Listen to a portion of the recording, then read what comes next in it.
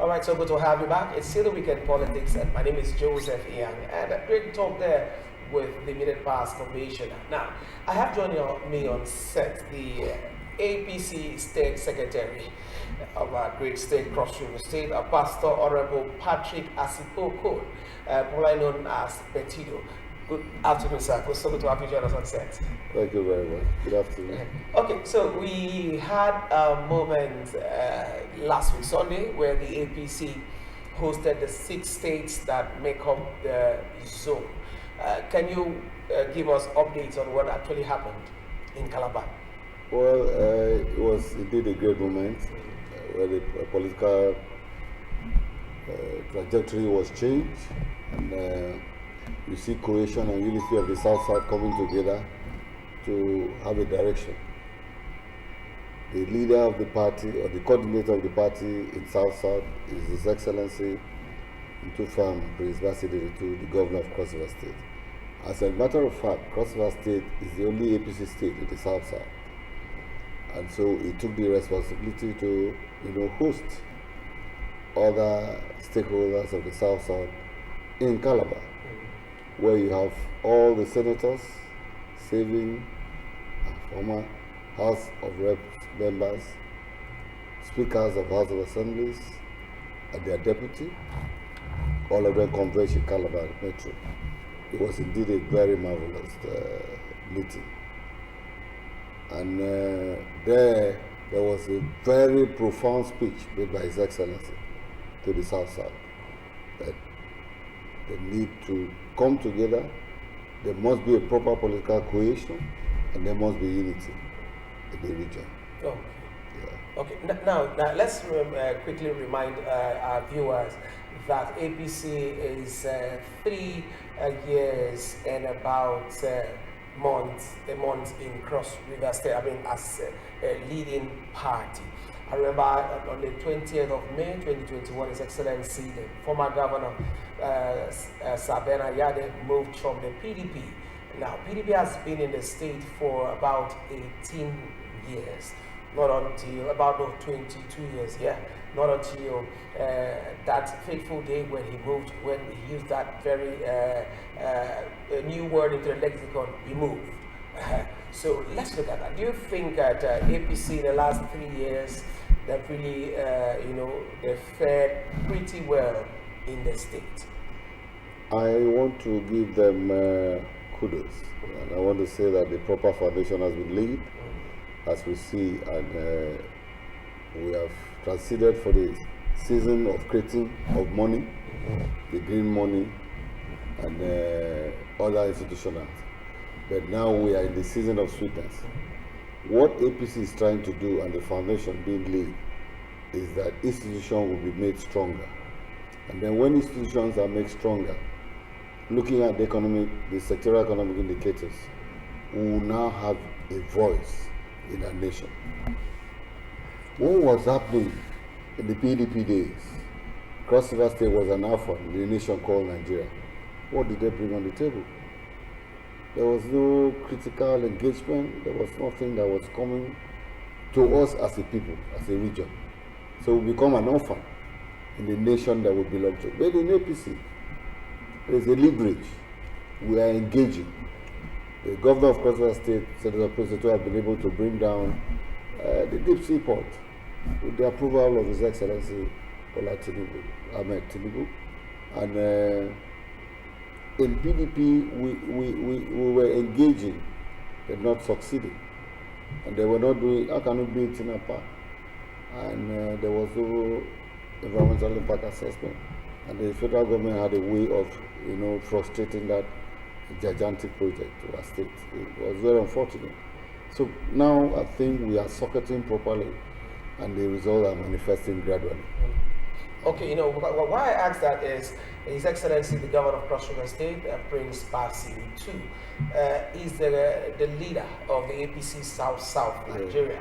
So with all of these, great achievements in the last 1 year of his government, do you think this can trigger to the other 5 states to, converting to becoming an APC state? It's a gradual process. Okay. It's a gradual process because all the South-South other South states are looking up to him as the coordinator of the South, and he's doing a great job.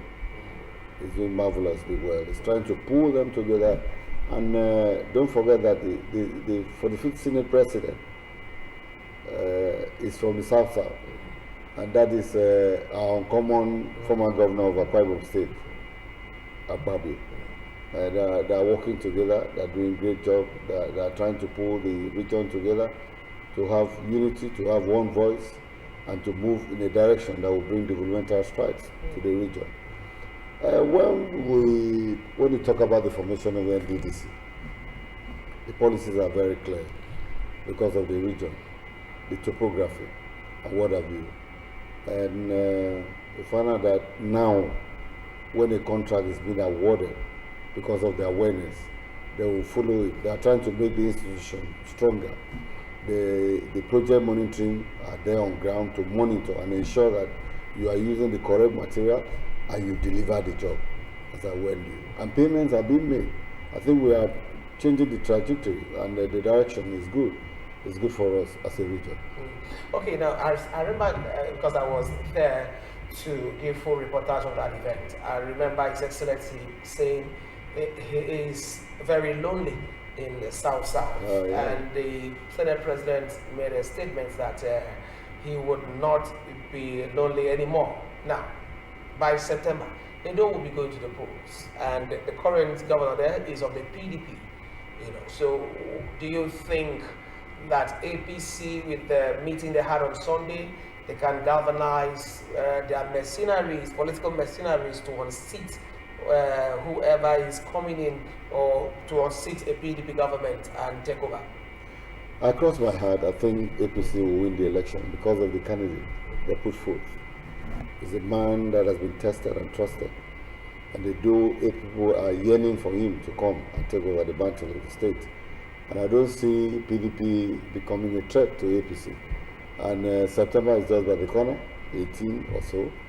The election will roll out. I want to guarantee you, as an APC member, that in Edo State, APC will win election convincingly. Now, there is already a serious problem between Obaseki and his deputy. Do we see you've been a grassroots politician way back from the time of the GDM, and I remember pretty well when you ran for chairmanship of Calabar South local government. Now, do you think that APC would work on the unfriendly nature of the deputy and sacked deputy rather, and the ex-wild deputy and Obaseki? Is your party going to buy in on that to destabilize? Very well. Let me tell you critically and with all internal purpose that politicians don't know how to say I'm sorry. So I would never see Obaseki going to his deputy to say he's sorry in his action, because you've denied the man a ticket, and so we are buying into it. And for the deputy governor to prove his political relevance, he has to join APC. He has to support APC, even without decamping to APC. He has to support APC to win, to make a statement for tomorrow, because you cannot treat somebody like that. There were a few instances on national television that his deputy walked up to him to greet him, and he snubbed him publicly. He refused to exchange pleasantries with him. What kind of politics are we playing? I mean, he should be mindful of certain decisions and certain utterances he make in public events when he sees deputy. I think there will be a payback, and the payback will favor APC. So now, do you think that there's always been this issue of the federal might that is also in our political lexicon, where the opposition now, APC's opposition in Edo State. Now, are we going to see the federal might coming in drastically on that September election? There is nothing like federal might. That thing is gradually going down. I don't see anything like federal might. What we will see is genuine voting pattern, people coming out to vote. What they will guide against, what I might call the advantage of the sitting governor, will be vote buying. And so the moment they can defend that and protect that and stop the vote buying, genuine and real votes will be cast, and then the end result will favor APC. That's my take. That's my take, obviously. Okay. Now, one key thing, one key takeaway we had from the APC zonal meeting was the issue of the Calabar-Lagos Coastal Highway. Now, the Senate President said he had spoken with Mr. President, not just to start this job from Lagos, but also to bring it at both ends, where Calabar will also kick. I'd like you to talk to us on that. Yeah, remember that when the contract was signed initially by the Minister of Works, it was to be an 8-lane issue, 8-lane coastal line. But because of certain exigency, the contract and what they have identified as experts, they have been able to reduce to 6, and because of the huge financial involvement.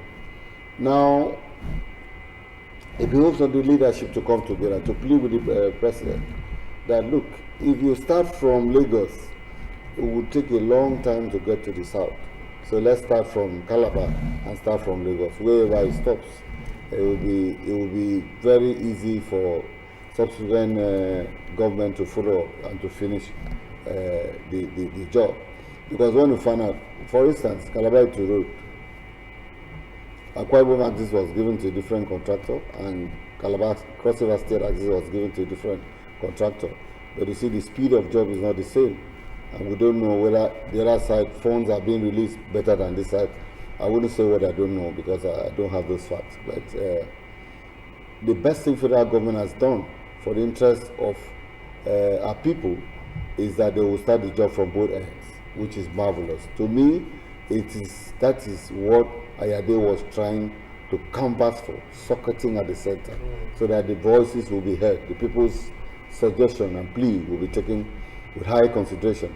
We found out that Bola Tinubu, our president, quickly keyed into the suggestion that they should start from Lagos and from Calabar end, not starting from Lagos ordinarily, and wherever it stops, and Calabar will be left fallow.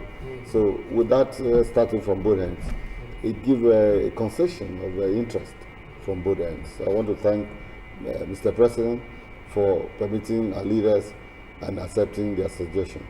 All right, so to do a wrap on this, how would you assess the leadership of the coordinator of the APC South-South, that is His Excellency Senator Prince Bassey Tudega? Very profound, very profound. Even by his speech, I saw on a scroll bar when somebody said that he was born in 1964, and he has never seen a governor read a profound message like what His Excellency Tufam, pastor or evangelist Prince Bassey did. He was resonating. It was very, very resonating. And if you listen to, you see, it was like a spirit wrote that speech. I mean, it was very profound. I want to thank him for his leadership acumen. I want to thank him for his passion. I want to thank him for being focused. I want to thank him for his directional policies. I want to thank him for his emotional empathy as a governor. That's leadership. Combined with wisdom and then socket to intelligence. You will come out good. Absolutely. Absolutely. Thank you so very much, Pastor Honorable Patrick Asikpokon Betido. He is the State Secretary of the All Progressives Congress here in Cross River State. Thank you so very much, sir, for your time on the show. Thank you very much. We indeed hope to be having you more and more on Weekend Politics. Thank you, Pastor Joe. Thank you. I appreciate it. All right. So this is where we bring in the show to an end. I'm sure you had a great time. Next week, Sunday, being the last Sunday in the month of June, will be a moment to also roll out another set of views, reviews, opinions about our political system. So then, my name is Joseph Nia. Have a splendid evening. Bye-bye.